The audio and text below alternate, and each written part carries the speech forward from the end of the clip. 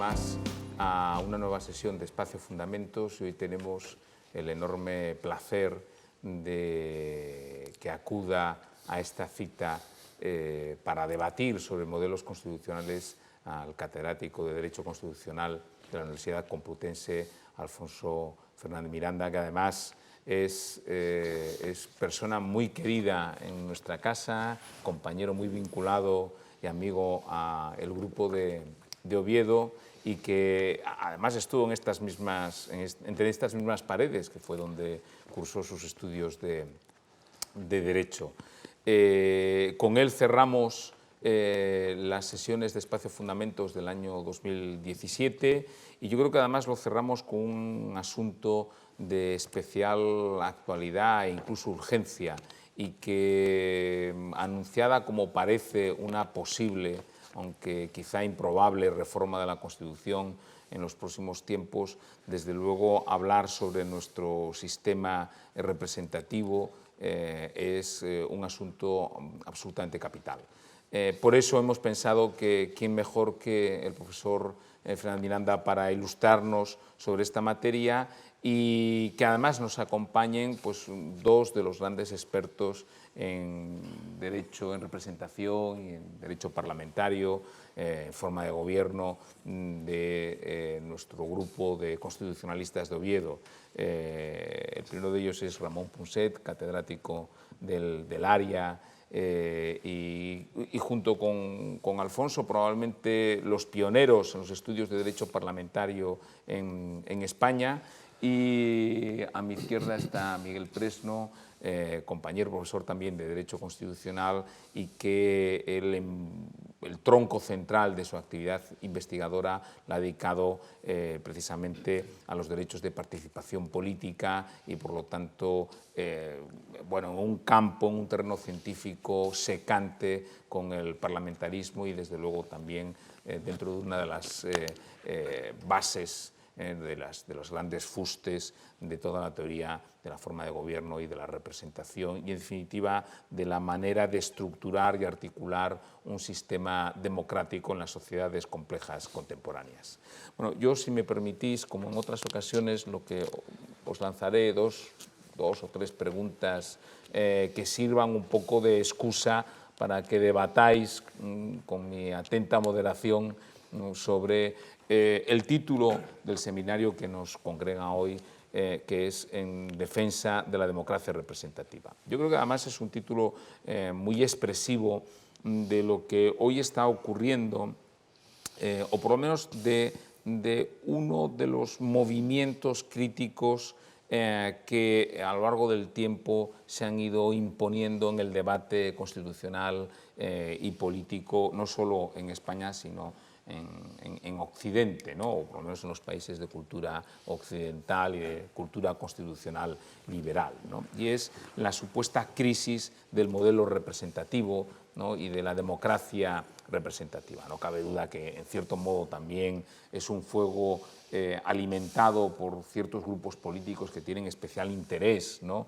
en ir demoliendo desde dentro el propio sistema de representación democrática, pero no cabe duda también de que es verdad que el modelo empieza a presentar señales, si no de fatiga, sí al menos de cierto recalentamiento, ¿no? Y de cierta fricción en su funcionamiento que necesita enfriarse y a lo mejor es necesario cambiar alguna de las piezas, ¿no? de ese mecanismo para que el mecanismo siga cumpliendo la misión que tiene que cumplir. Yo os lanzo una primera pregunta y es si realmente el modelo representativo está en crisis o es como estas instituciones, como la universidad, que siempre han vivido en crisis, ¿no? Es decir, yo pienso que, opino modestamente, que cuando algo cada vez que se saca a colación es para hablar de su crisis, ¿no? y parece que ha vivido siempre en una permanente crisis, en realidad no es que no hay ninguna crisis, ¿no? Otra cosa es, y lo enlazo con otra pregunta, lo que sucede es que hemos proyectado sobre esa institución o ese mecanismo, en este caso la democracia representativa, unas expectativas falsas o injustificadas, que en realidad no responden de ninguna manera a lo que a aquello para lo que sirve, en este caso, la democracia representativa, ¿no? Lo que tiene mucho que ver con ese mundo de ficciones, ¿no?, sobre las que construimos el Estado constitucional moderno. Y otra cuestión también que os quiero plantear es, ya no solo si efectivamente hay una crisis del sistema representativo y si en realidad lo único que sucede es que hemos proyectado sobre él una serie de expectativas, ¿no?, y de ilusiones que el sistema representativo nunca ha sido diseñado ni es capaz de satisfacer, si el modelo de democracia participativa puede ser un sustituto idóneo, ¿no?, para el modelo de democracia representativa. Ya el título del seminario apunta un poco en la dirección probablemente de alguna de vuestras respuestas, ¿no? Pero yo creo que es una cuestión sumamente interesante porque lo que garantiza el modelo de democracia representativa, y corregidme si me equivoco, es que articulando una manera de reducir la complejidad de las expectativas sociales a través de un mecanismo que la reconduce a unidad, no solo garantiza la posibilidad de que cualquier expectativa pueda acabar convirtiéndose en norma que rija nuestra comunidad política, sino que además asegura la responsabilidad en la toma de decisiones, la identificación de quien tiene la responsabilidad de tomar la decisión última, ¿no? Los sistemas de democracia participativa no disuelven, en cierta medida, ese elemento básico para cualquier sistema democrático, que es precisamente la identificación de quién tiene la responsabilidad de tomar la decisión y, por lo tanto, la posibilidad de pedirle cuentas justamente a aquel que tenía la responsabilidad de tomar la última decisión y de hacer esa selección de expectativas, ¿no?, que se canalizan a través de los procesos democráticos. Alfonso. Bueno, yo primero muchas gracias a esta queridísima universidad, a los queridos compañeros de Derecho Constitucional por la invitación y la oportunidad de volver a casa que me han dado. Yo he venido con un ánimo de aprender y no de enseñar. Es un tema de aquí hay magníficos especialistas. Primero Ramón, porque Ramón es un sabio todólogo, y puntualizo lo de sabio porque los tertulianos son todólogos pero no sabios. Te he leído Miguel, te he leído Paloma, que te has ocupado de la dialéctica mayorías-minorías, que tiene mucho que ver también con el tema. Respondiendo a la primera pregunta, o aproximándome más que una respuesta, yo me permito siempre, más que una ironía, es sorna, más que ironía es sorna. Siempre digo que cuando Burke, en el célebre discurso a los electores de Bristol, define los elementos que configuran la teoría de la representación, allá en el último tercio del siglo XVIII, era un jueves por la tarde, y que a primera hora de la madrugada del viernes la teoría de la representación entró en crisis. Crisis que dura hasta nuestros días, con lo cual conviene preguntarse si tanta longevidad en la crisis no encubre otra cosa. Yo he elegido este título, en defensa de la democracia representativa, recordando que la semana pasada hizo 14 años que, con motivo del 25 aniversario de la Constitución Española, el Congreso de los Diputados invitó a dar una conferencia a Giovanni Sartori, que tuvo a bien titularla En defensa de la representación política. Casi le he vampirizado el título. Yo hablo de En defensa de la democracia representativa. Y Sartori, en una intervención durísima, está publicada en Claves de la Razón, en el número 10, la revista de Javier Pradera y Fernando Savater. En una durísima intervención se planteaba la primera pregunta: ¿está en necesidad de ser defendida la representación política? Está cuestionada, y él arremetía fundamentalmente contra los partidarios de la democracia de la identidad, del puro directismo. El tema de la democracia participativa ocupa un espacio intermedio distinto según como la entiendas, porque puede ser directismo o puede ser simplemente un importante complemento de la propia democracia representativa que no entra en contradicción con su lógica interna. Bueno, la exposición le llamaba necios, ignorantes a la corriente de ciencia política norteamericana, fundamentalmente, Locke, etcétera, que bueno, pues habían llegado a la conclusión lógica, por otra parte, que el argumento contra la democracia directa tradicional y que es sorprendente que se siga diciendo esto, era que en las sociedades complejas de nuestro tiempo y comunidades políticas muy extensas, pues poco menos que era imposible reunir al pueblo en la plaza. Bien, hoy día la sociedad de la información, los medios cibernéticos permitirían perfectamente una democracia cibernética que desguazaba, rompe el espacio propiamente público, rompe el principio de responsabilidad, rompe la capacidad del derecho constitucional como limitación del poder político, lo rompe todo. Hasta aquí las razones por las cuales yo, que sigo defendiendo la democracia representativa, lo cual no me lleva a desconocer, creo, sus enormes carencias, sus enormes insuficiencias y su crisis. Pero cuando hablamos de crisis de la democracia representativa, conviene, para no errar en el diagnóstico, dejar claro de qué estamos hablando. Porque aquí hay varias crisis. Primero, crisis de la democracia, que da igual la forma en la que se articule la voluntad política del demos.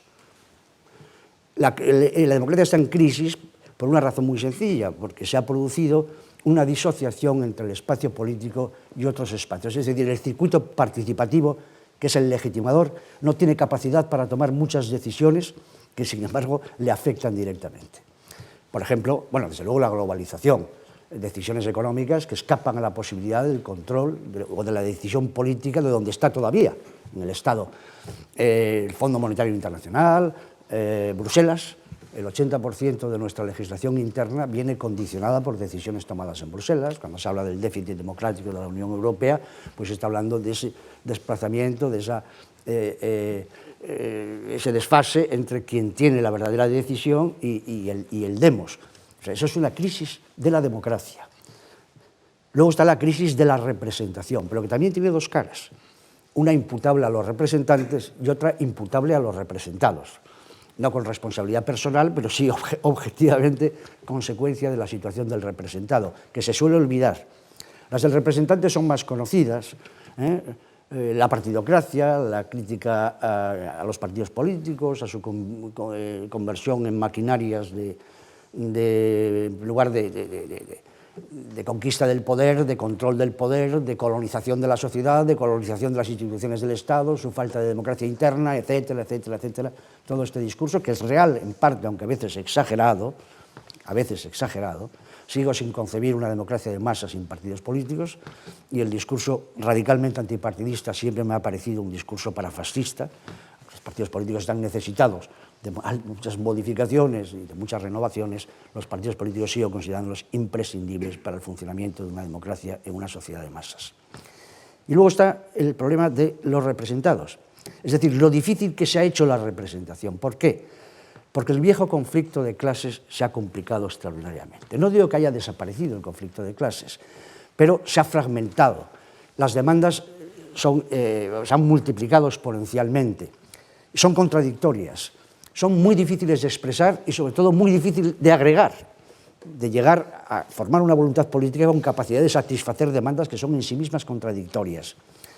Se han multiplicado las identidades que reclaman, ya no la identidad burgués proletario, ha quedado desbordada por multiplicidad de identidades, de género, de sexo, de nación, de religión, de tal, que con determinadas presiones del multiculturalismo como discurso políticamente correcto, pues parece como que fuera necesario satisfacerlas todas. Y es muy difícil agregarlas y es muy difícil representarlas, porque es muy difícil representar la contradicción cuando esa contradicción no es susceptible de homogeneidad. Bien, ahí planteo, y me callo para dejaros escucharos y aprender de vosotros, ahí planteo que realmente hay una crisis de la democracia que reclama soluciones distintas, porque da exactamente igual la forma de articular la voluntad del demos, a través de la representación política, a través de formas participativas o a través de la democracia directa. La escisión entre lo decidible y la competencia para decidir, la capacidad de decidir, va a mantenerse ahí. Los griegos han tenido que encontrarse con el tremendo problema, con una intervención durísima, de que, por supuesto, no dependía de ellos en absoluto la toma de decisiones sobre materias de la máxima importancia, como las pensiones, como los salarios, como todo lo que sabemos del gravísimo problema de la democracia en Grecia. Y luego el problema de la teoría de la representación, perdón, no lo de la teoría, el problema de la representatividad, porque es una crisis de representatividad, de desconexión entre representantes y representados, reclama distinguir entre lo que es imputable a la estructura y a la actuación y a la actitud de los representantes, fundamentalmente a través de los partidos políticos, y lo que es, sin embargo, un problema mucho más complejo, que es la propia complejidad de la realidad a representar, el problema de la sociedad profundamente fragmentada, con demandas múltiples, exponencialmente crecientes y muy difíciles o imposibles de conciliar. Ramón. Bueno, muchas gracias, Alfonso, por estar aquí con nosotros otra vez. La verdad que lo estamos pasando fenomenal, ¿no? Oyéndote. Ayer fue fantástico, ¿no? A mí me gustaría, en relación con este tema, que se pudiera decir de mí lo mismo que se decía de Isaiah Berlin, que por el día era romántico, pero por la noche se recogía en el templo de la Ilustración. Entonces, yo creo que estamos hablando del problema de la legitimidad, en realidad, porque es eso, ¿no? Es, una vez más, el problema de la legitimidad. En defensa de la democracia representativa, bueno, nuestra Constitución apostó decididamente, hasta extremos que incluso podemos considerar excesivos, por la democracia representativa, porque nuestros constituyentes tenían un verdadero horror a las instituciones de democracia directa. Pero al decir nuestros constituyentes hay que referirse con más precisión a los constituyentes de izquierda, y muy especialmente a Jordi Solé Tura. Porque quien fue el gran defensor de la democracia directa en el debate constitucional fue don Manuel Fraga Iribarne. Y, claro, las izquierdas tenían muy presente la utilización de los mecanismos plebiscitarios por parte del franquismo, eso desde luego, pero también en democracia, como el caso de la Quinta República Francesa. La izquierda además fue muy sensible a la experiencia italiana de abrogación de leyes, etcétera, sobre todo de leyes supuestamente progresistas, ¿no? Entonces, digamos, ahí realmente fueron extraordinariamente exagerados, y hay la supresión de la propuesta inicial del anteproyecto de Constitución, que preveía en su artículo 85 tres tipos de referendos: uno de aprobación de las leyes votadas por las Cortes pero aún no sancionadas, otro sobre las decisiones políticas de especial trascendencia y otro de derogación de leyes en vigor en el que cabía la iniciativa popular. Bueno, pues todo eso quedó suprimido como consecuencia de las aprensiones de la izquierda frente a nuestros propios ejemplos históricos y los de las sociedades de nuestro entorno, aunque eran sociedades democráticas también, ¿no? Luego este tema yo creo que hay que enfocarlo igualmente no solo desde el plano de la legitimidad política, sino también desde el plano del Estado de Derecho. El Estado de Derecho crea unas obligaciones de respeto a las minorías que hace que sea necesario introducir en la organización constitucional elementos aristocráticos, como puede ser, claro está, el papel del Tribunal Constitucional, de otra manera el papel del Poder Judicial. O sea que en este sentido hay varios elementos que entran en juego. Ahora bien, dicho esto, creo que tenemos un déficit en este punto. Y por tanto, la propuesta de reforma constitucional que elaboró la Junta General del Principado y que se presentó en la legislatura pasada de las Cortes recoge el viejo espíritu inicial del constituyente para tratar de incardinar institutos de democracia directa en una Constitución que es eminentemente representativa y que ciertamente es una Constitución que tiene un déficit en este punto. Déficit que hay que resolver, pero que al mismo tiempo hay que tener presente que la democracia participativa debe estar siempre incardinada, en todo caso, con su compatibilidad con el Estado de Derecho. De modo que nos falta una pata en la articulación de nuestra forma de gobierno, que es la intervención popular, más directamente, a través de diversos mecanismos que se pueden discutir. Pero al mismo tiempo tenemos que preservar el control de todos los poderes del Estado, incluido el del poder popular, en el marco del Estado de Derecho, ¿no? Con lo cual, claro, es toda una operación compleja. Por eso, al llegar a la hora de vísperas, hay que recogerse en el Estado de Derecho, que es el templo de la razón, pero por la mañana, bien tempranito, nos hacemos nuevamente partidarios de la democracia participativa. Miguel. Yo creo que, en primer lugar, quiero agradecer al profesor Villaverde que me haya invitado a estar en este coloquio, no solo que me haya invitado hoy, sino la sucesión de actividades que se vienen desarrollando tanto en la Junta General del Principado como en la universidad en el marco del espacio de fundamentos, que yo creo que, en fin, es algo que ha aportado mucho y que sería interesante que se pudiese mantener en el futuro, ¿no? Y luego estoy especialmente contento por estar aquí con los compañeros y con los profesores Fernández Miranda y Punset, ¿no? Muchas de las cosas que han dicho yo las suscribo, porque no han hecho, digamos, por utilizar un símil futbolístico, una defensa cerrada de la democracia representativa, sino una defensa abierta, ¿no? Jugando adelante. Yo eso lo comparto.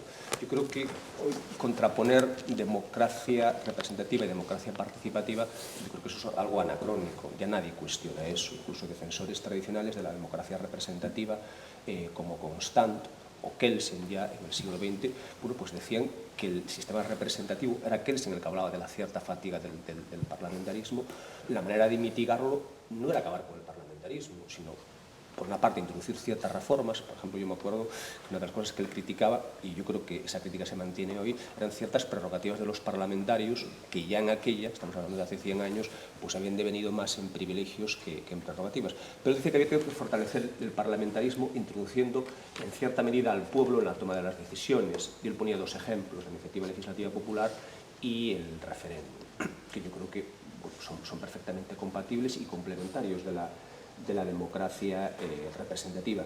Y hoy en día nos encontramos con diferentes estados, por hablar un poco de derecho comparado, en el que vemos que esto es así. Yo no me gusta poner como ejemplo Suiza, porque me parece que Suiza es tan atípico que su modelo es difícilmente exportable.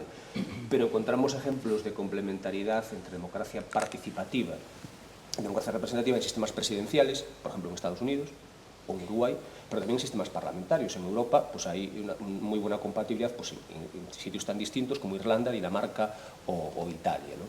Por eso yo creo que la clave, o una de las claves del propio fortalecimiento del sistema representativo, que yo creo que efectivamente que es imprescindible, y los propios partidos también, es dotar de cierta complementariedad a la democracia participativa. Y voy a aprovechar, lo mencionó el profesor Punset, las tres concretas propuestas que emanaron de la Junta General del Principado y que están depositadas desde el año 2014 en el Congreso de los Diputados, que supongo que en algún momento se someterán al debate de toma en consideración. Creo que ahí ponen en juego cómo la democracia participativa puede funcionar como elemento de impulso o como elemento de control de la democracia representativa. Como elemento de impulso, pues en la iniciativa legislativa popular. Yo creo que, como apuntaba el profesor Punset, que la regulación que se hizo en la Constitución es tremendamente restrictiva. Y aquí en el Parlamento asturiano se apuntó, la única reforma que se pretende hacer ahí es eliminar la imposibilidad de plantear iniciativas legislativas populares en materia de ley orgánica. Porque si precisamente puede haber algún sentido para que la ciudadanía se anime a participar, pues es para modificar leyes, pues por ejemplo, que desarrollen derechos fundamentales. Yo me siento mucho más concernido a intervenir en una iniciativa de esa naturaleza que si las leyes orgánicas quedan fuera de ese marco. Incluso ahí se mantiene el requisito de las 500.000 firmas, que es un requisito relativamente importante. En Italia, que tiene mucha más población que España, bastan 50.000 firmas, ¿no? Bueno, 500.000 yo creo que a mí me parece excesivo, pero insisto, yo creo que lo importante no es tanto el límite de las firmas como que pueda haber iniciativas legislativas en materia propia de la ley orgánica. Y luego creo que también sería interesante, y eso es una propuesta que también está en lo que remitió la Junta General del Principado, que pueda haber incluso una iniciativa de reforma constitucional. Es decir, que el artículo 166 se abra también a la iniciativa popular, que de hecho, la verdad es que es muy interesante ver el contraste entre el anteproyecto constitucional y el resultado definitivo, ¿no? Y seguir los debates constituyentes, porque uno entiende perfectamente qué es lo que pasó, ¿no? Porque en el anteproyecto de Constitución no estaba descartada la iniciativa, no estaba expresamente descartada la iniciativa legislativa popular en materia de reforma constitucional. Y esto, bueno, existe en otros países, por ejemplo, en muchos estados de Estados Unidos, en California, la ciudadanía puede impulsar una iniciativa legislativa, una iniciativa de reforma constitucional y en países también, por ejemplo, como Uruguay, ¿no? Y luego yo creo que también es importante el papel del referéndum de ratificación de la reforma constitucional, ¿no? Ahora que se habla de la reforma, bueno, yo creo que un título importante sobre el que hay que debatir es el propio procedimiento de reforma. Los recursos, por ejemplo, ha sostenido que se podía incluso eliminar el 168 y añadir una parte un nuevo apartado al 167. Yo creo que en todo caso cualquier reforma constitucional me parece que necesita un referéndum. Yo creo que no hay que tener miedo a que lo que han aprobado las Cortes, sea por una vía o por otra, pues se someta a referéndum. Y en muchos sitios el referéndum final es siempre necesario. Los propios estados federados alemanes están contemplando la figura del referéndum, por supuesto, en Estados Unidos, en Dinamarca, en otros países, ¿no? Y luego me parece también que voy concluyendo que la democracia participativa puede introducir un cierto elemento de control, no ya de impulso, sino de control.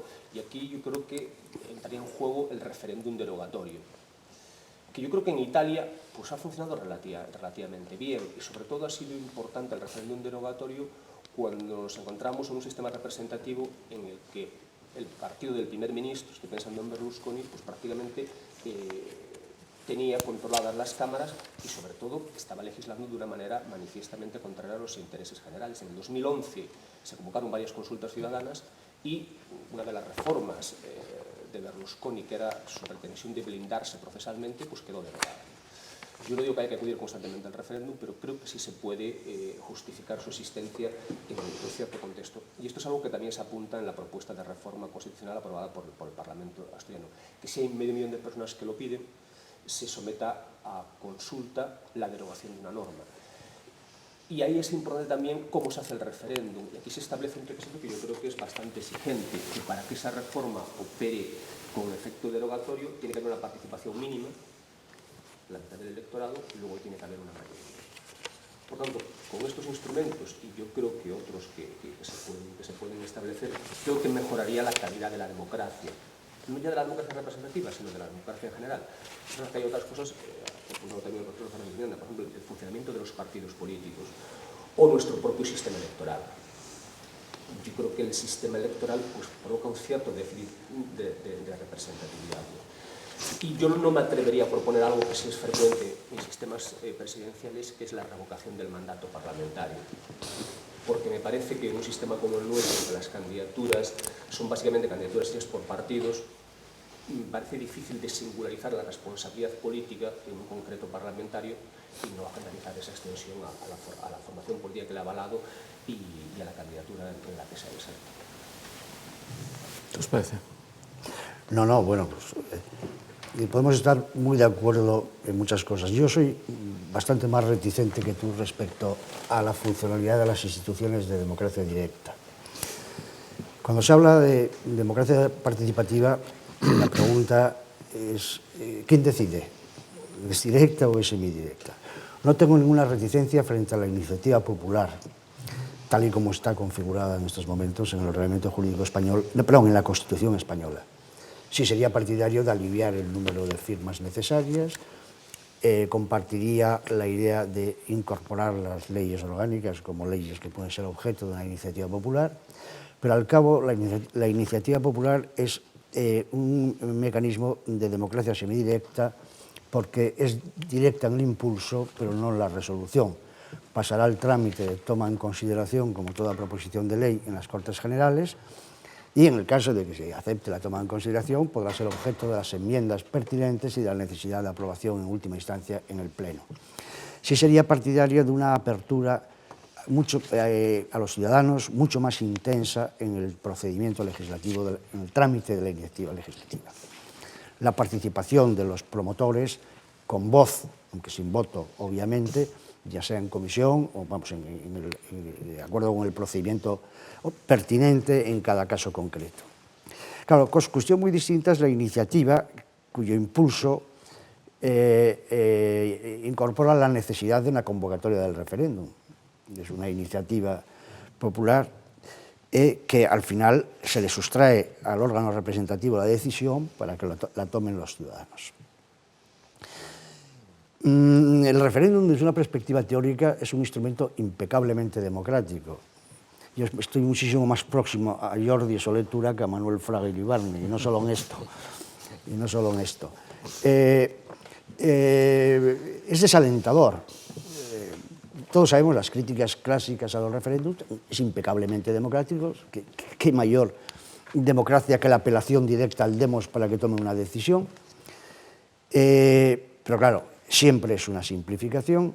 Las respuestas son agregados a veces inconciliables, de interpretación difícil. ¿Por qué Francia vota en contra del proyecto para una constitución en Europa?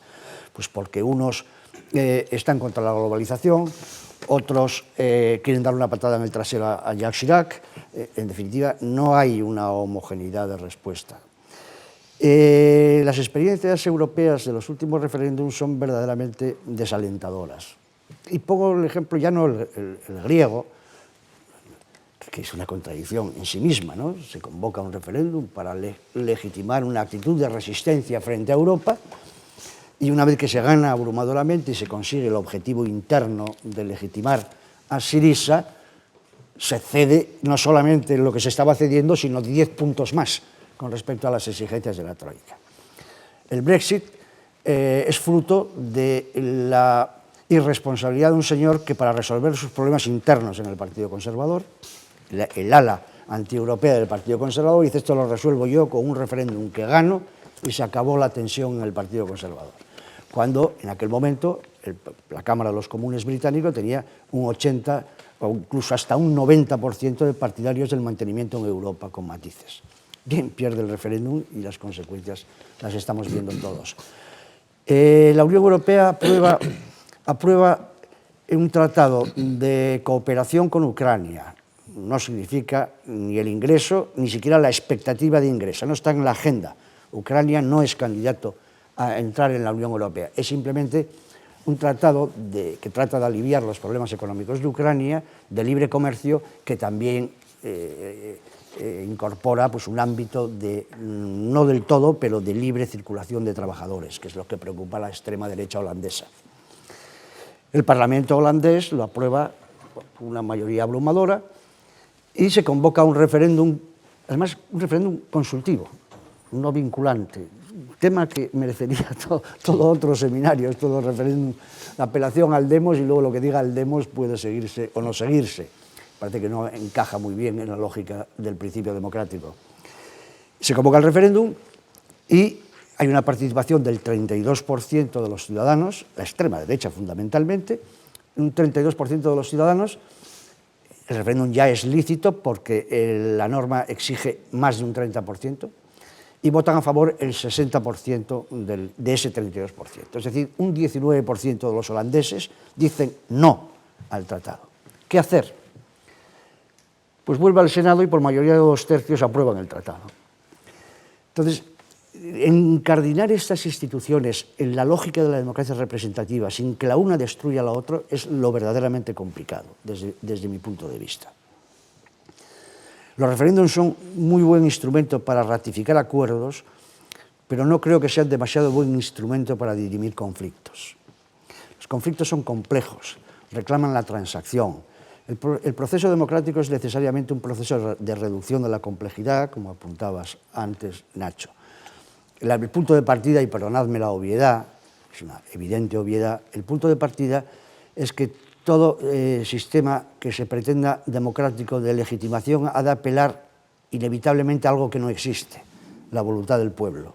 El pueblo no existe, la voluntad del pueblo no existe. La voluntad del pueblo se construye jurídicamente. Da igual que hablemos de democracia representativa que de democracia directa. Sin la intermediación del derecho, incluso en la más pura democracia directa, el derecho hace que la voluntad de los más, acaso coyuntural, se impute al todo. y hay una ficción de imputación de actos exactamente igual a la imputación al representado de la voluntad de los representantes.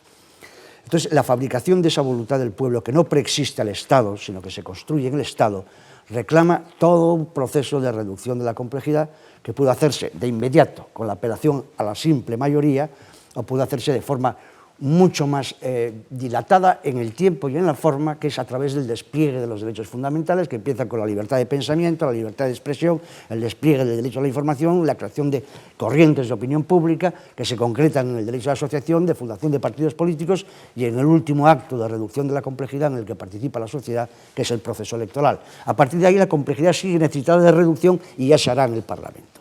Y esa voluntad de la mayoría. Entonces, vinculándolo al Estado de Derecho, creo que hay una pregunta importantísima a la hora de plantearse esto. ¿El poder democrático es un poder jurídicamente ilimitado o jurídicamente limitado? Segunda pregunta, ¿el poder democrático es un poder políticamente responsable o políticamente irresponsable? Evidentemente, y esto va contra la democracia directa y no contra formas participativas de democracia, frente a las cuales puedo tener mis reticencias, pero no me cierro en absoluto y las considero que pueden encajar en la lógica, sin destruir, sin tensionar en exceso la democracia representativa, que considero que no tiene alternativa. En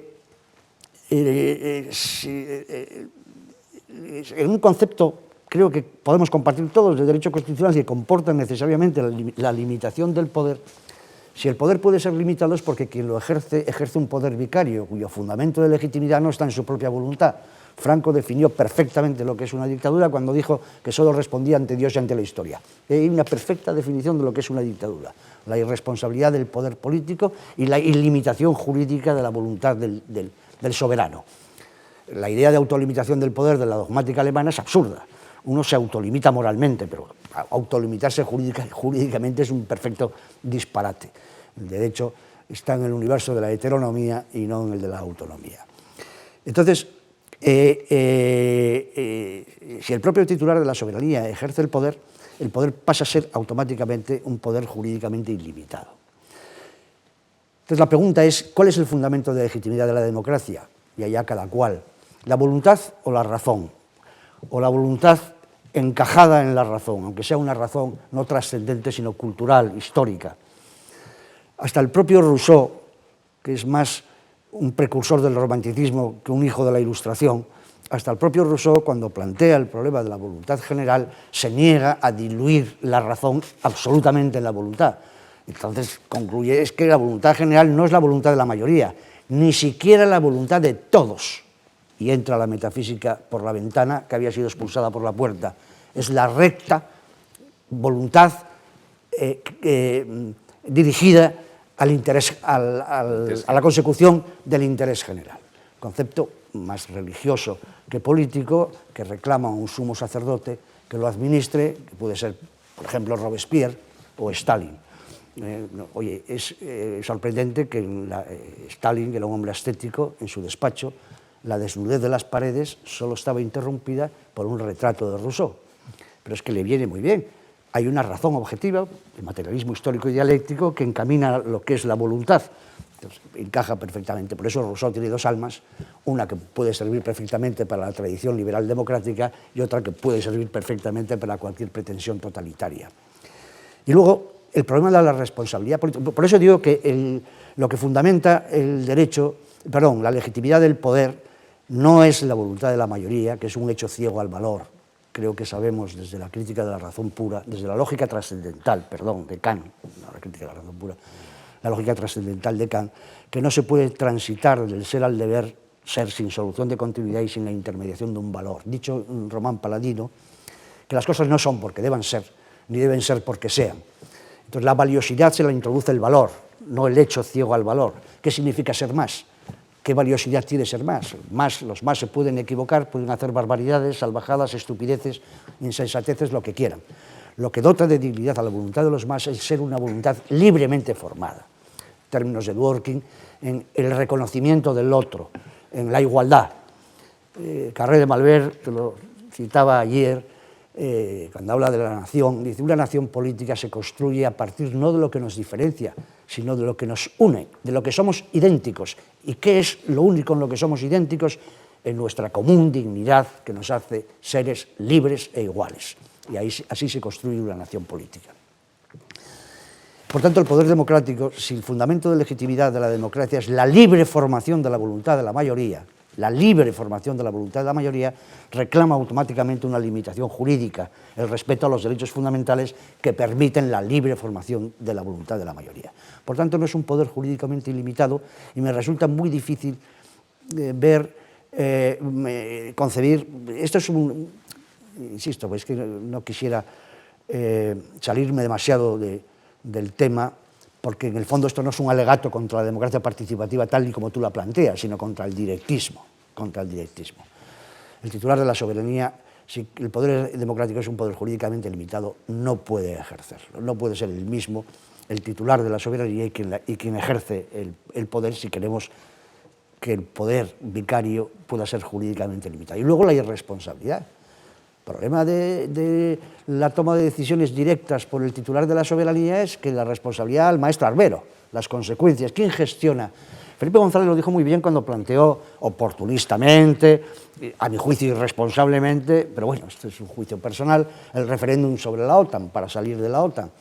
Lo dijo, si sale el no, yo me voy, a ver quién gestiona ese no. Claro, Felipe González había accedido al poder y se había dado cuenta de que esas pretensiones maximalistas vistas desde la oposición y desde una cierta cultura eran profundamente irreales, que el mundo iba por otro sitio, que a España le interesaba objetivamente entrar en la OTAN. Podía haber explicado al electorado todo eso, disolver las cámaras, convocar elecciones y ganarlas, que las hubiera ganado, o correr el riesgo de convocar un referéndum donde es todo... Es que es para desconfiar. ¿Cómo no se va a desconfiar del referéndum cuando quien quería convocar un referéndum para salir de la OTAN lo convoca para entrar y quien defiende la OTAN como Manuel Fraga pide la abstención de su electorado para darle una patada en el culo al socialismo? La irresponsabilidad es descomunal. Entonces, todos esos ejemplos fundamentan mi reticencia hacia determinadas instituciones de democracia directa donde la decisión final no la tengan los representantes. Bien, creo que he hablado demasiado. Ramón. Bueno, a ver, primero una observación nocturna.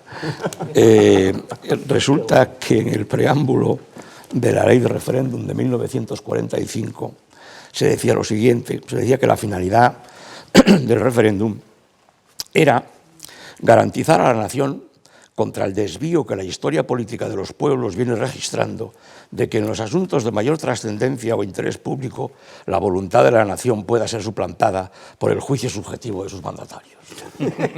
Esto quede ahí, y que es una observación nocturna, ¿no? Pero ahora puede haber una observación a media luz, que podría ser la siguiente. Debemos considerar que cualquier reforma de la Constitución necesariamente ha de pasar por la ratificación popular. En un principio la tendencia natural de todos es decir que sí, ¿no? Pero vamos a ver.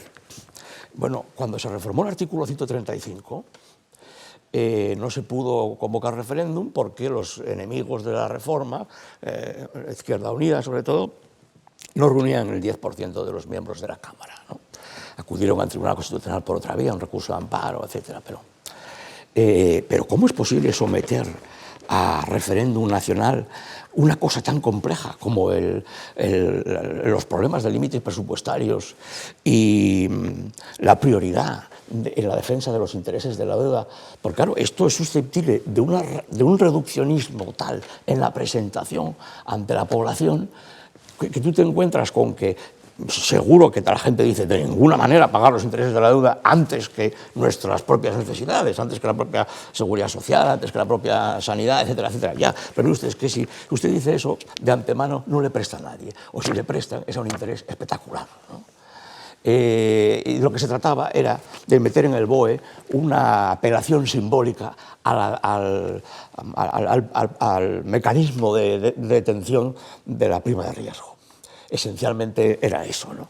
Entonces, sobre esta vía, llegamos a la conclusión de que no todos los elementos que forman parte de la ley fundamental debieran ser sometidos a referéndum. Quizá este ejemplo nos sirva, ¿no? Porque realmente someter a un procedimiento binario una cosa tan compleja como el cálculo del déficit estructural y sus limitaciones es verdaderamente, hubiera sido pintoresco, ¿no? Hubiera sido pintoresco. Por eso, aquí nos encontramos con varios problemas. En primer lugar, yo creo que todos tenemos claro que el artículo 168 es más o menos, esto se podrá discutir técnicamente, pero en fin, es más o menos, para entendernos, una cláusula de intangibilidad vergonzante. No hay quien reforme la Constitución a través de un mecanismo semejante, ¿no?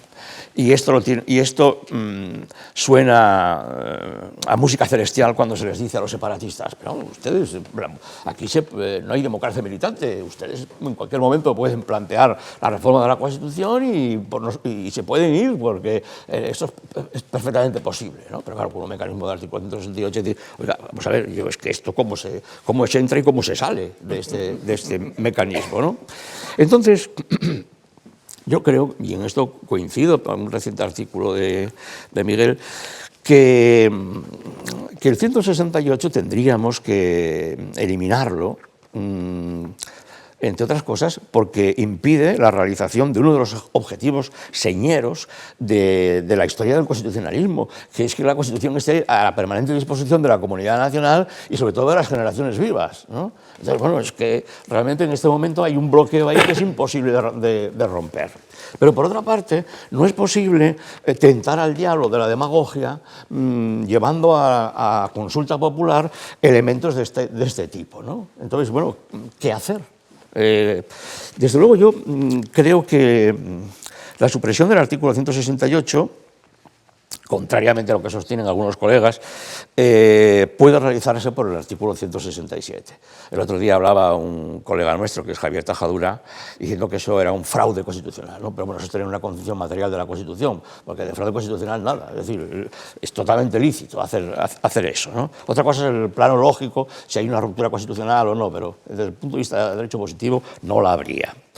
Y exigir en el 167, que es un mecanismo mucho más razonable y que permite una reforma de la Constitución próxima a las corrientes de la opinión pública, corrientes profundas que se van sucediendo a lo largo de los tiempos, introducir en el artículo 167 una restricción que haga que no cualquier cosa se puede someter a referéndum, sino que se puede someter a referéndum únicamente aquellos elementos que justamente en el 168 definen los principios básicos de la forma estatal, ¿no? Esa sería realmente la cuestión. Es decir, mire, no vamos a someter a referéndum la tutela del rey menor, aunque esté en el programa de oposiciones de bomberos, por cierto, cosa verdaderamente curiosísima, porque no sé si se trata de regar al rey menor para que crezca, ¿no? Bueno, el caso es que se trataría de decir, mira, la definición de la jefatura del Estado, ese es un tema de referéndum clarísimo. La alteración sustancial del sistema de derechos y libertades, eso es un tema de referéndum clarísimo. La estructura territorial del Estado en cuanto afecta a la unidad del país o a la forma territorial del mismo, es decir, Estado federal, Estado unitario, eso es un tema de referéndum. Pero todo lo demás, no necesariamente, ¿no? Si someter a referéndum, por ejemplo, si suprimimos o no el Consejo del Poder Judicial, ¿y qué vamos a decir, ¿no? Es decir, ¿cómo se puede reducir la simplificación de este asunto, la complejidad de este asunto, a algo que sea inteligible para la población? Luego, enlazo con tu idea no solamente de que, por supuesto, todo poder, incluido el poder popular, ha de tener límites en el marco del Estado de Derecho, eso es evidente, ¿no? Sino que no toda decisión puede tomarse en sede popular. Esa es yo ahí coincido plenamente, ¿no? No sé si Miguel, por alusiones. Sí, no, quería lanzar dos de las cuestiones que se han comentado. Es verdad que si vemos algunas de las últimas consultas populares, uno sale diciendo, no, yo añadiría el referéndum de paz, o el plebiscito de paz en Colombia, ¿no? A lo que se ha comentado. Pero es verdad que tampoco no todo es así. Por ejemplo, nadie cuestionó el referéndum en Escocia. No sé si porque el resultado final fue satisfactorio o porque realmente, bueno, sí parece una cosa razonable que se sometiera a referéndum, ¿no? Desde luego, es verdad que es difícil someter a un sí o no decisiones complejas, ¿no? Entonces, evidentemente, habría que ver, sería fundamental tener un proceso previo, para eso tendría que ser una campaña electoral, para saber exactamente de qué estamos hablando. Es cierto que hoy en día eso a veces queda desvirtuado porque en esa campaña electoral entran múltiples actores que transmiten información, mentiras falsas, etcétera, etcétera, y al final al ciudadano que va a votar no le queda muy claro de qué se está hablando, ¿no? Y claro, exactamente, se aprovecha el referéndum para saldar cuentas, pero eso también sucede con las elecciones. Y si vemos el proceso electoral en Estados Unidos, pues a mí tampoco me deja muy satisfecho, pero no diría que hay que suprimir las elecciones o el sistema electoral, ¿no? Entonces, es verdad que yo no digo que sea sencillo, pero creo que, por una parte, es muy importante tratar de aclarar al máximo de lo que estamos hablando. Y, hombre, es verdad que el 135 es difícil de entender, pero cuando se celebró la consulta sobre la OTAN, al final lo que salió fue el no, en contra de lo que uno podría intuitivamente pensar, ¿no? Entonces, yo no creo que tampoco hay que considerar que el ciudadano o la ciudadana, utilizando el título de un trabajo de la profesora Paloma Requejo, es menor de edad. ¿Puede aprovechar eso para, en fin, sublimar ciertos instintos y tomar decisiones equivocadas? Sí, pero bueno, esas son las consecuencias que luego tendrá que arrostrar. ¿Quién es responsable del Brexit? ¿Sobre quién va a recaer las consecuencias? Sobre los británicos. Seguramente muchos ahora cambiarían el sentido del voto, ¿no?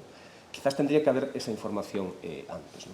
Y luego, enlazando con lo último que comentaba el profesor Punset, yo creo que cuando estamos hablando de la crisis de la representación o de la crisis de la democracia, yo creo que en parte esto tiene un poco que ver en el caso español con las reticencias a afrontar los problemas que se han ido presentando en nuestro país. Desde luego, lo que es absolutamente anormal es que haya habido 2 reformas constitucionales.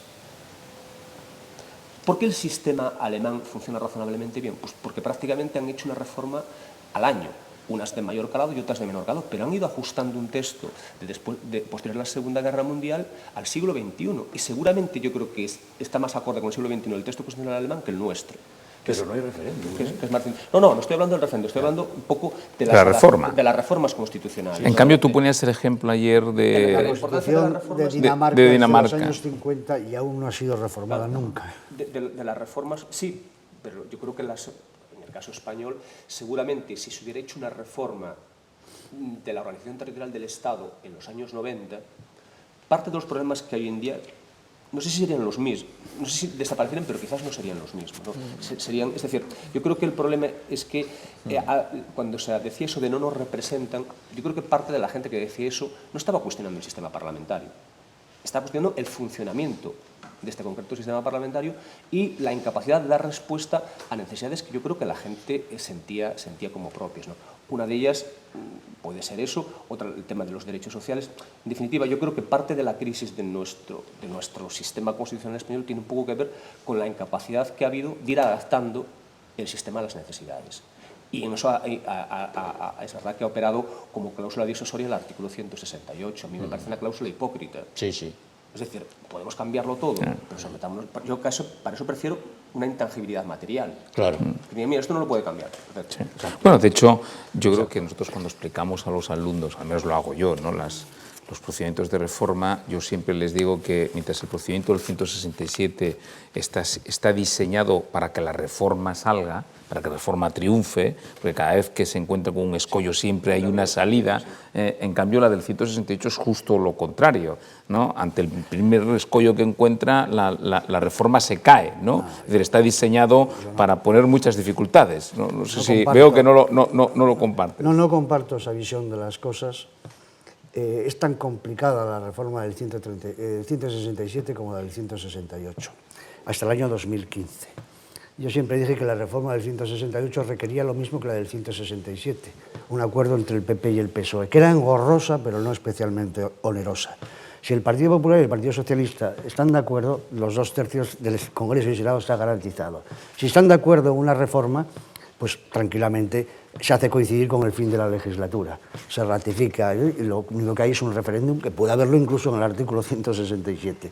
O sea que era más engorrosa que onerosa, porque reclamaba lo mismo que la del 167, el acuerdo entre el PP y el PSOE, el acuerdo entre los dos partidos que controlaban más del 80% de las cámaras. y si había ese acuerdo, la reforma del 168 se puede llevar a cabo perfectamente sin ninguna dificultad. Si ahora naciese un varón en la Casa Real, Sí. la reina tuviera un hijo varón, entonces se plantearía un problema que en estos momentos es una cuestión pues estética y pedagógica, que es muy importante, pero no es una cuestión moral, porque quien va, la sucesora a la corona en España es una mujer. Pasa lo mismo en Inglaterra, en el Reino Unido, que no cambian la Constitución porque es una lata, con el Estatuto de Westminster, coger a la Commonwealth. Pero mire usted, el heredero, el hijo mayor es un varón y solo tiene hijos varones y por tanto no va a haber ningún caso de discriminación. Pero si naciese un baloncito en la Casa Real, un niño, el problema sería urgente. Y yo estoy seguro que, aunque hubiese que utilizar el artículo 168, se pondrían de acuerdo todos, PP y PSOE rápidamente, vamos, y Ciudadanos, por lo menos. Podemos me resulta más difícil ver la actitud que tomaría, pero estoy seguro que PP, PSOE y Ciudadanos se pondrían de acuerdo, tendrían los 2/3 del Congreso y del Senado, lo harían coincidir con el fin de la legislatura, porque tampoco hay ninguna urgencia, porque evidentemente no hay derechos adquiridos contra la Constitución, diga tonterías que se han dicho al respecto en su momento, y se modificaría la Constitución. O sea que el 137, acuerdo PSOE-PP, 168, acuerdo PSOE-PP. ¿Se ha complicado en estos momentos un poco? Sí, pero hace falta un tercer partido, nada más, que esté de acuerdo. Tienes 2/3, fin de la legislatura, y es engorroso. Bueno, sí, pero claro, hay veces que la reforma constitucional es mucho más urgente que el tema de la sucesión en la corona. Y claro, el mecanismo del artículo 168 te obliga a disolver las Cortes inmediatamente, ¿no? Entonces, a lo mejor no puedes esperar al final de la legislatura. Es cierto que cabe esa posibilidad, y el ejemplo que has puesto es ciertamente muy apropiado, ¿no? Pero, bueno, no solamente ese es el asunto, ¿no? En cuanto... Hay una cuestión que me gustaría añadir respecto a las materias susceptibles de tratamiento popular. Bueno, el propio Parlamento, a través del fenómeno de la delegación legislativa, reconoce que hay aspectos técnicos que él mismo no quiere regular, ¿no? No tiene sentido que haya un debate apasionado en el Congreso sobre el usufructo de la viuda. Verdaderamente, se supone que, bueno, con una modificación semejante del Código Civil, pues se puede hacer por decreto legislativo. Nunca se sabe. O sea que hasta las propias cámaras, a través de ese fenómeno de la delegación legislativa, reconocen que no todos los asuntos tienen la naturaleza propia del órgano en el que van a debatirse. Me resulta llamativo que hemos comenzado hablando de la crisis de la democracia o de la representación y hemos acabado hablando de reforma constitucional, ¿no? Y eso me lleva a plantearos dos cuestiones, ¿no? Yo creo que también hay una tensión entre rusonianos y jovesianos, ¿no? Y me explico. Los rusonianos son antropológicamente optimistas, ¿no? Y por lo tanto confían en la bondad y en el buen salvaje, ¿no? Que en realidad todo ser humano, ¿no? Tiene en sí ese raciocinio y esa bondad natural, ¿no? Es decir, se han creído la ficción, ¿no? De que todos los hombres somos iguales en la razón, ¿no? Y están los jovesianos, entre los que me cuento, ¿no? Que somos profundamente pesimistas en lo antropológico y por lo tanto creemos que en fin, el conjunto de la masa de ciudadanos se parece más a una horda vikinga, ¿no? Y bastante irracional que no a un conjunto selecto, ¿no? de personas con la cabeza ordenada y capaz de tomar decisiones. Pongo el ejemplo del Brexit porque para mí es una muestra evidente, ¿no? de cómo, en fin, cómo es difícil para mí ser antropológicamente rusoniano, ¿no? Y por lo tanto el llamamiento al conjunto de la ciudadanía para que tome ciertas decisiones me pone muy nervioso, ¿no? Me pone especialmente nervioso, ¿no? Pero yo quería haceros dos reflexiones al hilo de lo que estáis comentando, ¿no? Una, muy general, si me permitís, incluso casi un tanto pedante y a lo mejor excesivamente sociologista, ¿no? Y es, a ver, yo tengo la impresión de que en todo esto hay más una cuestión generacional que no teórica. Es decir, a mí me da la impresión de que Internet, que lo ha cambiado todo y que ha acelerado en el tiempo los procesos, ¿no? Algo que tardaba 200 años en madurar hace 100, ¿no? Hoy madura en 20 días, ¿no? En lo que dura un Twitter. Eso yo creo que ha impactado en la propia estabilidad de nuestras instituciones, ¿no? Y por lo tanto, en el tiempo que necesitaban esas instituciones para canalizar, ¿no? y reconducir a unidad toda la pluralidad de expectativas y de anhelos, ¿no?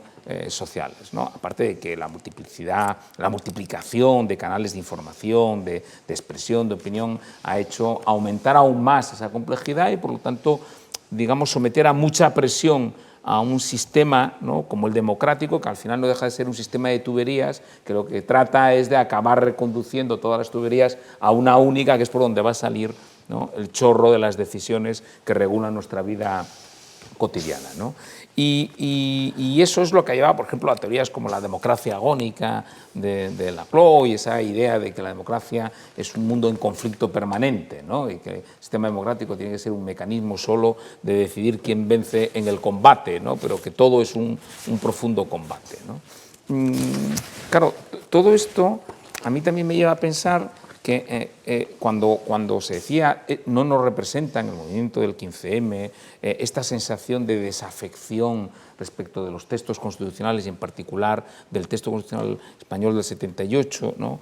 Yo creo que está un poco, va ligada también a una idea, yo creo, profundamente equivocada, ¿no? Y que está en la base de los populismos, de los neopopulismos sedicentemente democráticos, ¿no? Pues Chantal Mouffe, Laclau, toda esa teorización. Y es que se han creído la ficción. O sea, al final, tú ayer lo comentabas, lo comentamos en varias ocasiones, los sistemas democráticos, el propio sistema constitucional se construye sobre una gran ficción. Fingimos, ¿no? Que el hombre es un ser racional y que además los sistemas, las comunidades políticas democráticas solo sobreviven, y eso es lo que añade la democracia al modelo liberal, porque no solo son libres, sino porque somos iguales, pero somos iguales en lo único que nos puede hacer iguales, que es en la ficción de que somos seres racionales y que portamos una dignidad, y eso es lo que nos permite, digamos, el que podamos construir comunidades más o menos homogéneas, ¿no? Yo creo que todo eso se ha roto, primero porque hay gente que se ha empeñado en teorizar que la igualdad real, ¿no? O que hay que tender a una igualdad real, y eso nos ha llevado, por ejemplo, a una democracia de colectivos. La primera reflexión que os quiero trasladar, ¿no? Es decir, cada vez más se oye que el sistema de representación se construye a través no de la representación de individuos, ¿no? Sino que se acaban disolviendo en la voluntad general, sino en representación de colectivos. En el Parlamento tiene que haber una cuota de homosexuales, gays, lesbianas y transexuales. En el Parlamento tiene que haber una cuota de mujeres. En el Parlamento tiene que haber una cuota de zamoranos, ¿no? Es decir, de repente aquello que era sobre lo que se sentaba la teoría democrática, en el que, mire, en la realidad todos somos distintos y es imposible reconducirnos a unidad, pero vamos a construir una ficción que es que nos podemos reconducir a unidad porque todos compartimos la condición de seres racionales y dignos, ¿no? Bueno, pero eso parte de la individualidad, y la individualidad nos la hemos cargado. Es decir, ahora lo que se reclama es la pertenencia al colectivo y una democracia ni siquiera de identidad, sino de puro colectivismo, ¿no? Es decir, y que lo que tiene que canalizarse a través de los mecanismos democráticos son las expectativas de los colectivos, más o menos difusos, pero no de los individuos, ¿no? Y eso también me lleva a haceros otra reflexión. ¿No os parece, y en esto apelo a vuestra condición de profesores de Derecho Constitucional, y por lo tanto casi es una reflexión más metodológica, ¿no? Que no de contenido, ¿no? ¿No os parece que los profesores de Derecho Constitucional le hemos dedicado mucho tiempo a la representación y a los mecanismos de representación, pero muy poco a la representatividad? Es decir, hemos considerado que la representatividad era una cuestión de los politólogos, ¿no? De los sociólogos, pero que no nos afectaba a los constitucionalistas, ¿no? Y bueno, a lo mejor ha llegado el momento, ¿no? De que le dediquemos tiempo o a lo mejor no, a lo mejor metodológicamente no es nuestro terreno y por lo tanto un profesor de Derecho Constitucional que quiera llamarse profesor de Derecho Constitucional y no de Derecho Político, ¿no? Pues a lo mejor no es nuestro terreno y ahí poco podemos decir, ¿no? Y por lo tanto en fin, impide que vayamos más allá, ¿no? En la reflexión sobre la democracia representativa. No sé, lo lanzo como pura provocación, ¿no? Empiezo con Rousseau. Yo no soy ni un pesimista antropológico jovesiano, ni un optimista antropológico. Soy más bien hijo de Oriú padre, que dice que el ser humano es un ser desfalleciente, ni intrínsecamente. Por otra parte, Rousseau era un moralista bastante contradictorio y paradójico, puesto que al mismo tiempo que quería enseñarnos a educar a nuestros hijos en el Emilio, él iba abandonando los suyos uno a uno a la puerta del hospicio. Exactamente, los 5. Uno a uno a la puerta del hospicio. Bueno, empezando por eso último, yo no sé si este es un punto obetense de la influencia neocantiana en los presupuestos epistemológicos de Oviedo, esa radical escisión, hija de la teoría pura del derecho, entre el universo del constitucionalista y el universo del politólogo. Yo nunca he compartido el planteamiento kerseniano, lo he discutido muchísimas veces, eso sí, ciegos de whisky y a las 5 de la mañana con Ignacio de Otto en la cafetería de la Plaza de Santa Cruz de Madrid.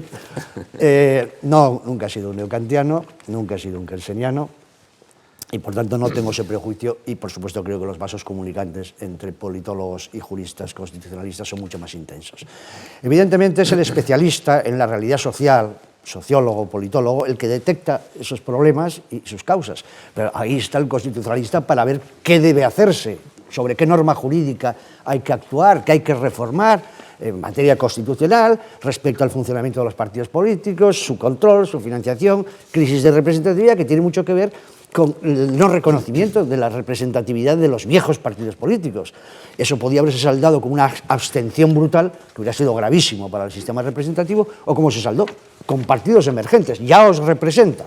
No sigáis gritando que no nos representan, porque ya tenéis quien os represente. En la encuesta del CIS, ya no sé datarla, pero no tiene más de año y medio, la pregunta de si prefiere usted que sus representantes resuelvan los problemas o que se los sometan a consulta, el 78% de los españoles dicen que para eso les pago a los representantes. Y siempre hay que hacer una llamada al célebre discurso de Benjamín Constanzo, la libertad de los antiguos y la libertad de los modernos.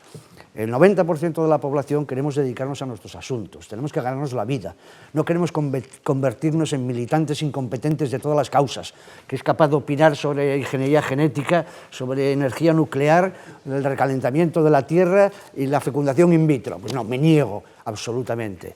Entonces, creo que en la división del trabajo, creo, por tanto, en la necesidad de la democracia representativa y de la delegación. Eso no es un obstáculo para incrementar la proximidad. La verdad es que las experiencias en España de consultas populares son más bien traumáticas. Desde el 2% de participación hasta el 7%. Recuerdo una de un alcalde de Madrid para una licitación,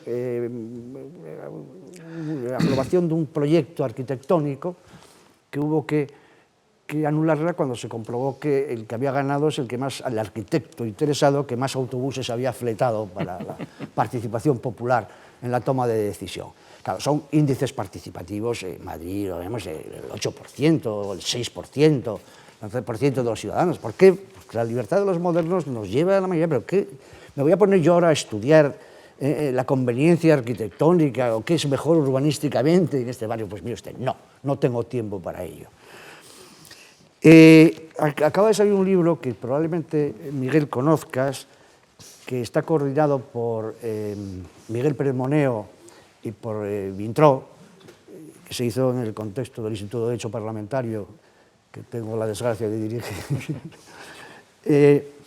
y que plantea este tema con mucha lucidez, y yo estoy muy de acuerdo con el planteamiento inicial, en la experiencia de las autonomías, y donde considera que sería bueno que se empezasen a implantar, exactamente igual que los referéndums no existen a nivel federal en los Estados Unidos, pero pueden servir perfectamente para legalizar la marihuana en California, que esa experiencia se empezase por ámbitos municipales y autonómicos antes de trasladarla directamente al Estado, para ver cómo funciona, que el método de la prueba y el error no nos lleve al desastre en el ámbito global de la política. Bien, había alguna cosa más, pero se me ha olvidado. Ramón. No, nada, en cuanto a tu pregunta, pues yo no he tomado nada más que un descafeinado hasta ahora. Pero yo diría que efectivamente el tema de la representatividad no es cosa nuestra. O sea que la discusión, Ignacio de Otto, contigo, pues ha encontrado aquí una herencia. Hombre, él siempre, me acuerdo que siempre distinguía entre derecho penal y criminología, recordáis que era uno de sus temas, ¿no? Sí. Y por supuesto los juristas siempre, naturalmente, hacen consideraciones de la jeferenda, de política institucional, sin duda alguna. Ese es un terreno perfectamente lícito. Cuestión distinta es el terreno de los sociólogos o de los politólogos, porque es que por un problema simplemente de pureza metodológica no es posible saber de todo, ¿no? Ni tener un pie en cada lado, ¿no? Realmente, pero el peligro no está solamente en una cuestión metodológica, sino un problema de interpretación del derecho. Es que nosotros al fin y al cabo trabajamos para los jueces. Si empezamos a introducir elementos sociológicos o politológicos, es decir, nos encontramos con la sentencia del Tribunal Constitucional sobre el matrimonio homosexual, sí, donde realmente la estadística acaba fundamentando, sí, el cambio de constitución, ¿no? Sí, bueno, sí, sí. Ramón, no vamos a entrar en una discusión metodológica aquí, porque vamos, ya es uno de los temas que más me gusta. Sí, ya lo sé. Además te he oído. Con mucho gusto. Sí, sí. Pero yo aspiro no solo a trabajar para el juez, sino sobre todo para el legislador. Ya. Y eso, claro, cambia la perspectiva. Claro, cambia la perspectiva, cambia. Sí, yo estoy de acuerdo con esto último que comenta Alfonso. Por ejemplo, en Alemania, cuando el Tribunal Constitucional entendió que el sistema electoral era contrario a la Constitución, tuvo en cuenta factores... ¿Cuánto cuesta conseguir un escaño? Y el problema de la igualdad del valor del voto, de tal manera que si hay un sistema, yo creo que como el español, que deliberadamente da distinto valor a los votos en función de las circunscripciones donde se emitan, yo creo que eso hay que tenerlo en cuenta, porque eso puede ser determinante para decidir si reformamos el sistema electoral o incluso si el propio sistema electoral es constitucional o no, en el sentido de que está claramente, tiene distinto peso mi voto, pues si voto en Soria o si voto en Madrid. Y eso hay que tenerlo en cuenta, ¿no? Respecto a la primera cosa que planteabas, Nacho, yo no creo que la representatividad pase hoy por la presencia de los colectivos en las cámaras legislativas. A mí me parece que eso sería volver al gremialismo medieval. Sí. Entonces, claramente. Cosa distinta es que yo creo que quienes están allí sí tienen que estar, digamos, más en contacto con la realidad, ¿no? Y eso se puede hacer, pues, a mí lo que no me entra en la cabeza es que cuando se debate en el Parlamento sobre leyes que afectan a colectivos concretos, no se escucha a esos colectivos allí. No quiere decir que se les escuche para hacerles caso necesariamente, pero me parece increíble que se pueda hacer una ley, una más, reformando el sistema educativo y que no se tenga en cuenta pues, la perspectiva que pueden tener pues, los profesores, los estudiantes o las familias. Entonces yo creo que hay maneras de escuchar a la gente sin necesidad de tener un representante de los maestros allí o un representante de los diferentes colectivos, ¿no? Se supone que en parte esa tarea la tendrían que hacer los partidos políticos. Es decir, los partidos políticos tendrían que ser capaces de en sus programas electorales de atender a distintos tipos de sensibilidades y en el ejercicio de sus funciones estar en contacto con la realidad. Yo creo que a veces el no nos representa quiere decir, oye, usted está decidiendo y no me ha escuchado. Yo creo que a veces la gente ni siquiera pide que le hagas caso, pero sí al menos que se vea que importas, ¿no? lo que tú piensas. ¿Qué opináis? No, estoy completamente de acuerdo y hay muchos mecanismos técnicos. Por ejemplo, el Reino Unido, cuando las preguntas al gobierno de los ciudadanos, cuando alcanzan un determinado nivel de apoyo, obligan a responder. Yo con esas medidas estoy completamente de acuerdo con todo, que no solo sea transparencia, sino que la transparencia sirva luego para la participación. Otra cosa es la decisión. Estoy completamente de acuerdo. El tema de la reforma del sistema electoral es otro gran tema, que debería ser objeto de otro seminario. Yo esto lo he discutido bajo la dirección de don Francisco Rollo Llorente en el Centro de Estudios Políticos y Constitucionales. Paco y yo no estábamos de acuerdo en absoluto. Esto del peso del voto a mí me ha resultado siempre muy problemático. Evidentemente, los Estados Unidos es un sistema antidemocrático y en la medida que el voto en Wyoming o en Rhode Island para el Senado vale lo mismo que el voto en California. O sea, vamos, California con 40 millones de habitantes y Wyoming con 700.000, el peso de un ciudadano de Wyoming. El País Vasco es un ejemplo lamentable, ¿no? De 25 escaños en Álava, 25 en Guipúzcoa y 25 en Bilbao. Hubiera entrado Connecticut en la Unión si no le garantizan la igualdad de trato. Connecticut aislada, sin capacidad de expansión hacia el oeste, diminuta, o Rhode Island, hubieran entrado en la Unión si no les garantizan la igualdad de trato. El sistema electoral puede ser también un factor de integración política, como lo es en el País Vasco, para garantizar la igualdad ante el miedo al Gran Bilbao, el peso demográfico, Lo mismo en Cataluña, aunque sirva a los intereses de los nacionalistas, el tratamiento privilegiado, ventajoso de Gerona y tal. Sí. Y si vamos al Reino Unido, pues mire usted, si vota en Hammersmith, en Londres, posiblemente su distrito electoral tiene 130.000 habitantes, 130.000 electores, y si vota en Kent, tiene 70.000. Es muy difícil mantener distritos uninominales con los mismos números de votos. Es muy difícil y además al órgano encargado competente aún no le ha dado por separar el lecho conyugal para cuadrar el censo, ¿no? Uno de los cónyuges, varón, hembra o lo que sea, vota aquí y el otro vota en el barrio de allá. O sea que hay unas grandes diferencias entre los distritos en el Reino Unido y eso también afecta al peso del voto. El castigo a las minorías de voto disperso, como ha sucedido en España, con el Partido Comunista e Izquierda Unida de forma sistemática, ¿no? Y no con los partidos nacionalistas, porque no son de voto disperso, sino de voto concentrado. El problema ahí es la proporcionalidad inversa, el sesgo beneficioso para determinadas minorías y no para otras. Pero el tratar desigual a la mayoría que a la minoría, pues es que no son iguales.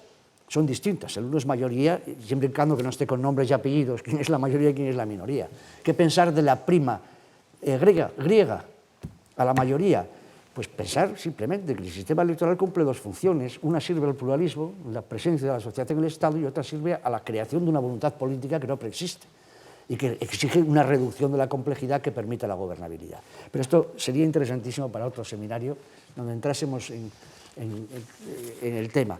Distritos uninominales sería una vía de uno de los mecanismos que se podrían tocar para la conexión entre representantes y representados, un trato mucho más próximo, no en las listas. Madrid, el votante de Madrid, ya no digo en el Senado, que se no sabe nadie quiénes son los candidatos, sino en el mismo Congreso, quitando al número 1, pues el resto no se conoce. Claro que los distritos uninominales tienen luego una cantidad de problemas añadidos enorme, desde el castigo brutal a las minorías, sí, hasta el riesgo del localismo. Sí, hasta el riesgo del localismo. Ese es el problema de la restauración, el caciquismo. Claro. Sí, es realmente. Sí. Por eso, en materia electoral hay que procurar no caer, no pasar de Antonio López a Kandinsky. Esa es la cosa, ¿no? Sí, de acuerdo. De acuerdo. La pregunta de cuál es el mejor sistema electoral, parafraseando a Wittgenstein, solo tiene una respuesta. Esa pregunta es estúpida, porque no tiene respuesta. No tiene respuesta. Depende, es la única respuesta inteligente. ¿De qué país hablamos y de qué época histórica? Bueno, sin perjuicio de que queráis plantear alguna otra cuestión, os hago la última reflexión. En línea de esto último que estáis comentando y ligada más al sistema electoral, da la impresión de que, a ver, todos hemos crecido en esa diferencia entre el mandato representativo y el imperativo, ¿no? Y en el que en los modelos de democracia occidental, avanzada y madura, no tiene ninguna cabida, ningún sentido el mandato imperativo, ¿no? Lo que desde el punto de vista del funcionamiento del sistema da la impresión de lo que conduce inexorablemente a un alejamiento cada vez mayor entre representantes y representados, ¿no? Y yo, de lo que os estoy escuchando, también da la impresión de que, en primer lugar, no es el sistema representativo lo que puede estar sufriendo fatiga, sino que en realidad es el modelo de parlamentarismo del siglo XX, ¿no? Y que el modelo parlamentario, ¿no? O al menos el modelo parlamentario a la española, ¿no? O a la mediterránea, ¿no? Bueno, ha entrado en un bucle del cual no es capaz de salir y que genera esa sensación de falta de representatividad y que además conduce a una mayor desafección del conjunto de la ciudadanía hacia la actuación de sus políticos y de sus representantes, ¿no? Y que a lo mejor tiene mucho que ver con ese parlamentarismo que quizá bajo la excusa del mandato representativo y la prohibición del imperativo se ha hecho autista, ¿no?, al conjunto de los ciudadanos, ¿no?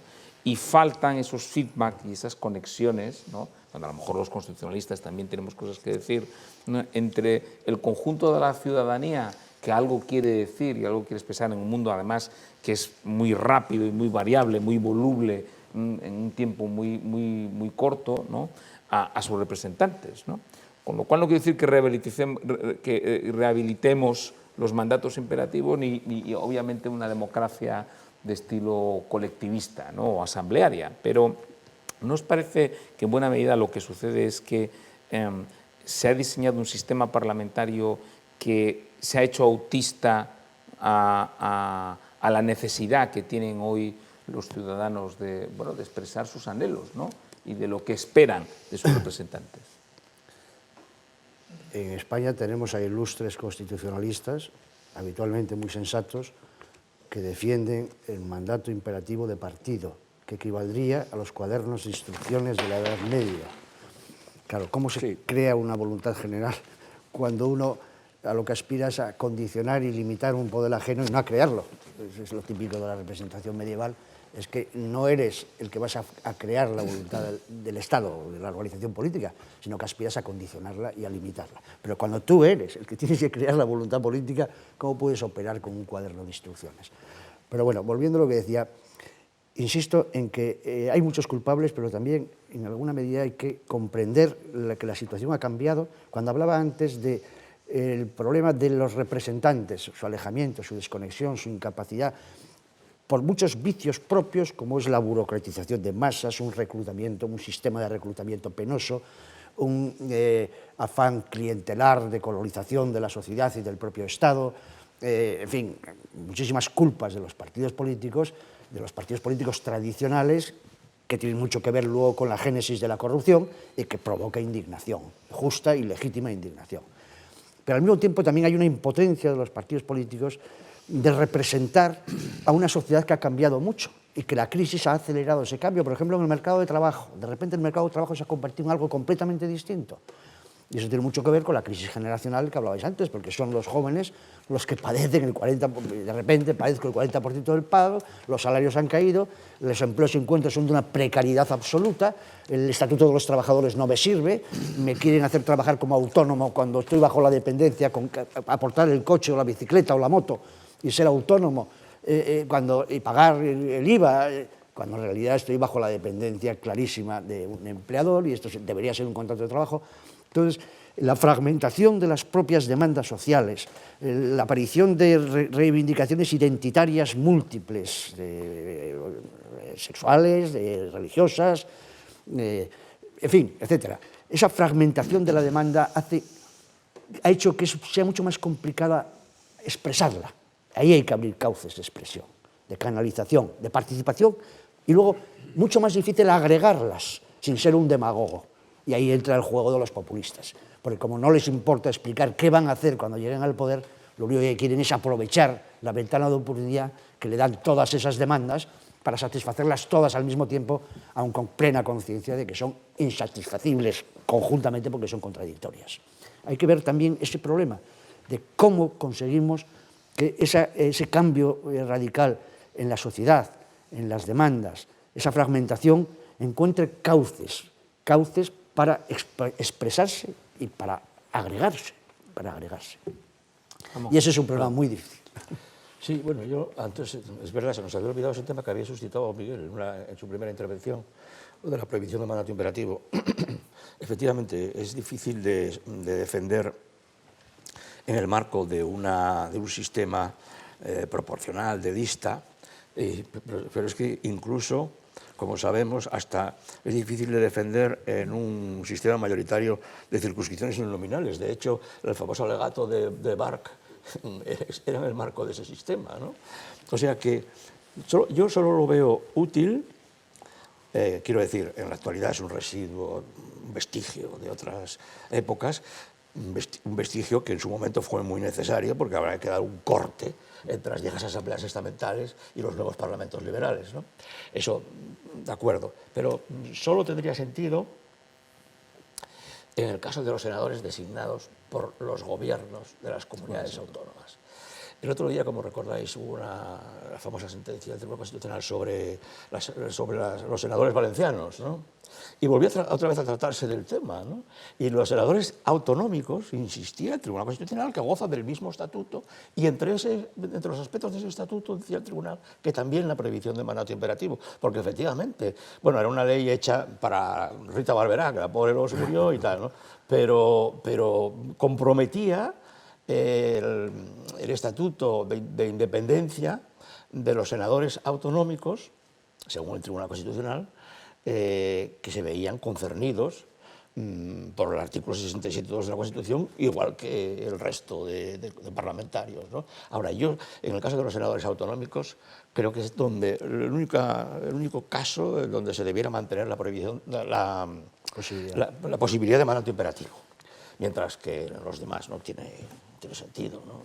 Yo estoy de acuerdo, claro, habría que reformar la Constitución en estos momentos. Claro. El mandato representativo, Congreso y Senado es incuestionable, Sí, con derecho positivo en la mano. Sí, sí. Habría que reformar la Constitución, ir a ese otro Senado, y si se va a un Senado de designación por las comunidades autónomas, evidentemente cabe el mandato imperativo, incluso sería aconsejable. Sí, sería aconsejable. Ahora habría que preguntarse entonces, ¿es que el Bundesrat es un parlamento? Ya, y la respuesta ya. probablemente es no. Ya, claro. Sí, a lo mejor es el Congreso de Embajadores que decía Barc, ¿no? Sí, yo estoy bastante de acuerdo. Es más, yo creo que hoy en día quizás puede tener más sentido la prohibición de mandato imperativo como una forma, digamos, de que el diputado o diputada singularmente considerado pueda tomar decisiones al margen del partido en cuya candidatura ha sido elegido, ¿no? Es verdad que se vota a candidaturas y cuando yo estoy en unas siglas y me inscribo en una lista, pues asumo una serie de compromisos, pero si resulta que al final la formación y la candidatura por la que yo me he presentado está traicionando claramente el compromiso electoral, pues yo siempre tengo la posibilidad como diputado, individualmente considerado y con el precio que voy a pagar de que no me vuelvan a poner en la lista electoral, de tomar mis decisiones, ¿no? De otra manera, al final, entonces el diputado desaparece. Es decir, basta con que alguien, apliquemos voto ponderado, y por tanto que decida el portavoz del grupo parlamentario, porque si ya va simplemente lo que decida el grupo, pues entonces con eso habríamos acabado, ¿no? Y coincido también con lo que decía Alfonso, es decir, a mí me parece muy complicado ejercer un cargo público representativo, y más un cargo público de decisión, porque tú tienes que responder socialmente por decisiones que no te son imputables directamente, tú no las has tomado, pero ante el electorado tú tienes que responder. Cuando una persona se presenta a unas elecciones y va a tener que rendir cuentas de lo que ha hecho, pero también de lo que no habiendo hecho se le imputa por el sistema en el que tenemos, ¿no? Porque, como he dicho antes, muchas cosas ya no se deciden aquí. Y ese es el precio que tienes que pagar por la globalización. Y yo creo que a veces es también parte del descrédito, en este caso injustificado, viene porque se te imputan decisiones que tú no tienes que no puedes cambiar. Pero al mismo tiempo también nos ocurre porque no hay esa transparencia de decir, mire, esto nosotros ya no lo decidimos. No voy a fingir como que soy yo el que está tomando la decisión porque yo ya no la tomo. Entonces hay un poco esa esquizofrenia, ¿no?, del cargo público que quiere aparentar como que es unímodo, pero al final te encuentras con que tienes unas graves limitaciones. Dos cosas y concluyo. Respecto a esto, completamente de acuerdo. Frente a la crisis de la democracia por la escisión del espacio político, del espacio decisorio, el que te excede, es que esto me viene impuesto de Bruselas, hay dos actitudes. Una, la populista, nacionalista, que es, bueno, cerramos fronteras, volvemos a recuperar la soberanía, en fin, a mi juicio un disparate. Y la otra, pues es que hay que luchar por la Unión Europea, por la democratización de la Unión Europea y por la apertura de espacios globales de control político. Es complicado, sí, pero ese es el futuro, a mi juicio. Y luego, respecto al mandato de partido y al transfugismo, yo, en contra de algunas opiniones de colegas y maestros muy respetados, decía que lo que no se puede hacer es una presunción juris et de jure de que quien ha traicionado al electorado ha sido el tránsfuga y no el partido. Y siempre pongo el ejemplo de Nicolás Redondo, padre, cuando la reestructuración industrial que aborda Felipe González, que no estaba en el programa electoral, pero que, bueno, que era una necesidad objetiva. Y ahí, es decir, que industrias absolutamente obsoletas, como eran la siderurgia de la época y la metalurgia de la época, necesitaban esa reestructuración. Nicolás Redondo Terreros abandona el grupo parlamentario. Tiene la decencia y la dignidad de entregar el acta y decir, bueno, pues me voy. Pero ahí, verdaderamente, quien había cambiado legítimamente es el gobierno y es el partido, que lo único que tiene que hacer es explicarlo al electorado, como de hecho lo hizo. Miren ustedes, señores, que las circunstancias económicas son estas. Entonces, ¿qué quieren? O tomamos estas medidas o lo que vamos a comprar es más ruina, más paro y lo que usted quiera. Entonces, esa es una de las razones de la libertad de mandato. Rebus sic stantibus. Las circunstancias cambian, cambian los condicionantes, y es lo que pasó con el tema de la OTAN. No es lo mismo ver el problema desde una ideología con ciertas orejeras, desde una utopía, que verlo desde la realidad política de las relaciones con los estados y decir, no, esto no puede ser. En la misma línea, Miguel. No sé si alguien entre el público quiere intervenir o hacer alguna pregunta a los participantes en el seminario.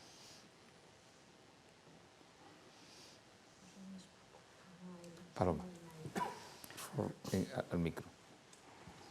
Gracias lo primero a Espacio Fundamentos, a su director, a la Junta y a la Universidad por este lujo de seminarios y de conferencias de los que hemos disfrutado todo este año y que espero que tenga continuidad el próximo. Mi pregunta es una pregunta interesada, porque en 2018 ya tengo tarea de trabajo y esa tarea pasa por el estudio del referéndum mal llamado de iniciativa compartida francés. Yo creo que ese tipo de referéndum puede contribuir a echar abajo muchas de las objeciones que aquí se han hecho al referéndum, porque realmente no es de iniciativa compartida. El impulso se deja en manos de la minoría parlamentaria, luego los ciudadanos participan, pero al final quien conserva el mango del sartén es la mayoría parlamentaria. Entonces, desde esa perspectiva, me gustaría conocer la opinión sobre ese tipo de referéndums del profesor Fernández Miranda, porque yo, aunque le veo esos aspectos positivos, he encontrado otro tipo de referéndums que pueden plantear más dudas desde el punto de vista de la democracia representativa. También le veo bastantes inconvenientes y objeciones, porque me parece que hacen crear a la ciudadanía unas expectativas que luego no se van cumplidas y que puede a la larga ser peor el remedio que la enfermedad, por decirlo así. Gracias. No, te confieso que no he reflexionado gran cosa sobre esa institución peculiar. Yo le veo la ventaja que tú le ves, que en el fondo no está contraponiendo ciudadanos al Parlamento. El gran problema del general de Gaulle con el referéndum es que lo hacía para saltarse al Parlamento, es decir, que estaba erosionando seriamente la democracia representativa. Desde esa perspectiva, a mí me parece que es una iniciativa plausible en los dos sentidos de la expresión, pero no he reflexionado lo suficiente y no tengo datos empíricos de resultados para saber qué consecuencias puede producir en la ciudadanía, y sobre todo consecuencias psicológicas de afección o desafección. No tengo ni la menor idea. Lo siento. No sé si... ¿Alguna intervención más? Pues nada, daros las gracias. Una vez más ha sido un placer escucharos, escucharte a ti, que nos hayas dedicado tu tiempo con esta generosidad. Y bueno, con esto concluimos los seminarios de Espacio Fundamentos en el año 2017 y esperamos en el 2018 continuar con esta actividad. Muchísimas gracias a todos. Gracias a vosotros. Tiene una sorna.